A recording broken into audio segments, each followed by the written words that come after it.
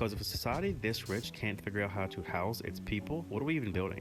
Section 4. Who pays the price? So let me ask you a question. Who pays the price for unaffordable? It's the families, the ones spending 40, 50, sometimes 60% of their paycheck just to keep the lights on. So let's start with the kids. You want to know what happens when housing isn't stable? Kids change schools 3 times in a year. They sleep on couches. They fall behind not because they're lazy, but because they're lost. Because they can't concentrate on math when they don't know where they're sleeping next week. Now zoom out. You're a teacher in that same school district, but you can't afford to live in the neighborhood you serve. So you drive 45 minutes each way.